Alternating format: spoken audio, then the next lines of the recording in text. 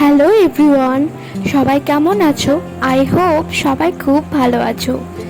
গতকাল আমি গিয়েছিলাম বৈশাখী মেলায়।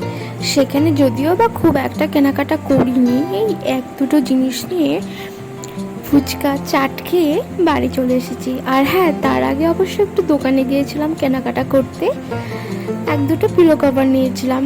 তো যাই হোক, আরেকটি নতুন দিনে আমি আরেকটি নতুন ব্লগ নিয়ে তোমাদের কাছে চলে এসেছি। আশা করি আমার এই ছোট্ট ব্লগটি তোমাদের সবার খুব ভালো লাগবে। আর হ্যাঁ, অবশ্যই লাইক কমেন্ট করতে একদম ভুলবে না।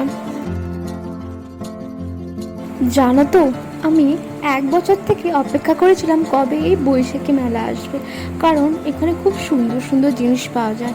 দেখলেই তো, কানের দুল, ক্লেচার, কত সুন্দর সুন্দর সাজার জিনিস, ব্যাগ, আর সেরকম একটা দামও ছিল না, একদম রিজনেবল ছিল। তো এই তো, আর মেলাতে ঘুরতেও আমি খুব ভালোবাসি।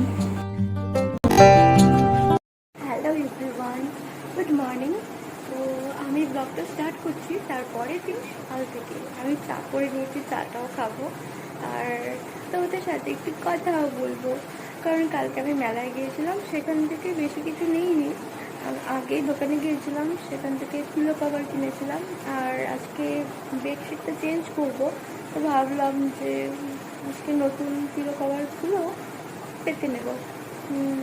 আর এই তো সকাল হয়ে গেল, চা খাবো, খেয়ে রান্নার জন্য ভাতটা বসিয়ে দেবো।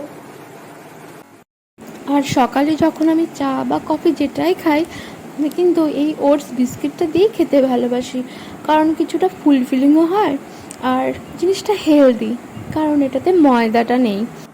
আর তারপর আমি রান্নাটা চাপিয়ে দিলাম। আর আমি যেহেতু সকালে ভাত খাই না, সেই জন্য আমি একটু কর্নফ্লেক্স খেয়েছিলাম আর স্নান করে লাঞ্চটা করে নেব। তো এই ব্লগটা এইটুকুই থাকলো, টাটা।